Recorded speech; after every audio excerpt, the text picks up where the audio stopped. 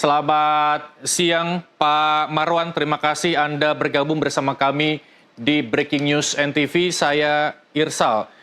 Apa yang bisa Anda simpulkan terkait hasil sidang pada hari ini dengan agenda menghadirkan ahli dari termohon, dalam hal ini Polda Jawa Barat? Baik, terima kasih Mas. Kami tadi kan ada dari pihak Polda Jawa Barat kan mendatangkan saksi ahli, katanya ahli. Tapi setelah kami tanya, pertanyaan kami tidak ada yang bisa menjawab. Makanya kami meragukan keahliannya, Mas. Baik, dalam hal ini kemampuan menjawab ahli diragukan ketika ahli menyandang status guru besar ahli hukum pidana Universitas Pancasila, menurut Anda? Ya, karena begini Mas, setiap kami bertanya tidak sesuai dengan ini kami Mas. Jawabannya nanti terbatas begitu aja Mas.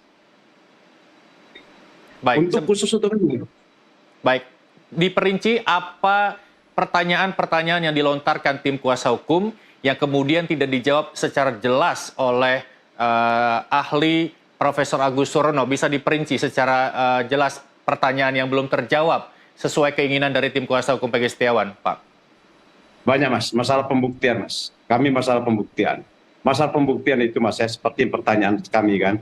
Apakah boleh orang ditersangkakan, dia tidak sesuai dengan identitasnya. Contoh, di dalam putih yang DPO itu adalah Peggy Peron. Sementara ditersangka sekarang ini adalah Peggy Setiawan. Ya. Nah, menurut keterangan ahli mengatakan cukup dua alat bukti. Nah, saya sempat bertanya juga, kalau hanya dua alat bukti yang ditanya, yang cukup menurut keterangan dari ahli, nah bagaimana kalau orang dituduh mencuri?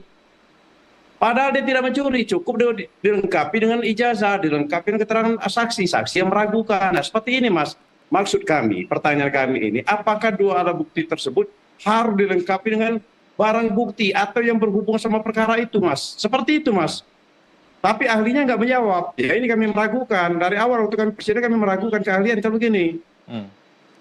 Baik, ada satu hal yang dikatakan oleh tim hukum Polda Jawa Barat yang menyatakan berkas sesuai yang diatur dalam pasal 187 huruf B seperti ijazah, sekolah, dan lain sebagainya yang dinyatakan alat bukti, namun Profesor Agus Surono menyatakan bahwa itu merupakan kualifikasi alat bukti surat dan belum tentu bisa dijadikan alat bukti. Ini benar adanya atau seperti apa? Ya, seperti itu Mas. Seharusnya kan ada alat bukti itu harus didukung dengan fakta yang lain Mas. Contohnya saya bilang kan barang mungkin kan seperti saya bilang kan ini alat bukti seandainya kan ijazah, KTP, keterangan saksi, tapi saksi yang benar-benar saksi. Yang kedua ditambah lagi Mas, mungkin di dalam pembunuhan ini kan ada kan karena pukulan benda keras katanya. Seharusnya mereka kalau dilengkapi dengan ada sidik jari di benda keras itu ya itu bisa Mas. Tapi kalau cuma ada keterangan saksi dua alat bukti, nah sangat meragukan kami Mas. Sangat meragukan sekali kami Mas. Baik. Tapi apapun namanya kata hakim, kalau memang kami meragukan silakan dimasukkan kesimpulan nanti Mas. Baik.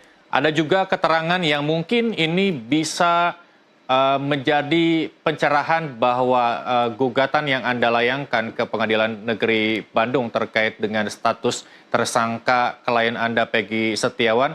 Saya akan bacakan terlebih dahulu apa yang menjadi keterangan dari Profesor Agus Surono terkait syarat penyidik menetapkan sebagai tersangka. Yang pertama adalah tangkap tangan dapat langsung dijadikan tersangka. Kemudian yang kedua, tidak tangkap tangan harus melakukan proses laporan hingga pemanggilan minimal 2 kali. Nah, itu yang tidak dilakukan oleh Polda Jawa Barat. Apakah ini juga menjadi poin yang memungkinkan tim Anda menang? Ya, yakin. Insya Allah. Apa yang saya sampaikan seperti kemarin Mas, dari keterangan ahli kami kemarin Mas. Keterangan ahli kami kemarin, sempat saya bertanya, kesimpulannya saya tanya lagi sebelum penutupan. Saya bilang, bagaimana kalau seandainya orang di DPO namanya Peggy Peron, sementara yang ditersangkakan ada Peggy Setiawan. Sah atau tidak? Menurut keterangan dari saksi kami kemarin, batal. Harus digugurkan tersangkanya. Dan Peggy Setiawan tersebut harus dikeluarkan. Kan itu Mas, itu jelas kan seperti itu jawabannya Mas. Kalau seperti ini tadi, bulat di sana-sana aja Mas. Makanya kami kecewa, Mas. Sebenarnya kecewa, tapi nggak apa-apa. Tapi kata majelis hakim tadi, kata hakim tadi mengatakan ya udah masukkan di kesimpulan. Ya kami masukkan di kesimpulan aja nanti, Mas. Baik, terkait penyitaan Pak Marwan, soal dua poin yang menjadi prinsip menurut Profesor Agus Surono adalah mendesak sehingga penyidik bisa mengajukan surat permohonan penyitaan ke pengadilan atau sudah ada penetapan dari pengadilan untuk perintah penyitaan yang dilakukan oleh Polda Jawa Barat yang mana? Saya belum tahu tuh, Mas. Penyitaan yang mana nih, Mas? Kalau penyitaan kalau motor yang tahun 2016 itu, Mas, itu penyitaan, Pak, ada penyitaan barang-barang motornya, Mas. Sampai sekarang tidak ada barang berita acara penyitaan. Oke. Baik, berarti itu bukan termasuk dua prinsip yang dijelaskan oleh Profesor Agus Surono. Kemudian tanpa dua alat bukti penetapan tersangka tidak sah. Sementara Profesor Agus Surono menyatakan bahwa syarat formil minimal 2 sudah bisa digunakan sebagai tersangka. Nah, menurut Anda sudah lengkapkah syarat formil yang harus dilengkapi oleh Polda Jawa Barat? Belum. Saya katakan belum lengkap. Makanya, Mas, berkasnya Peggy Setiawan itu sekarang ini dikembalikan oleh Kajati Jawa Barat karena belum lengkap formil dan materialnya, Mas.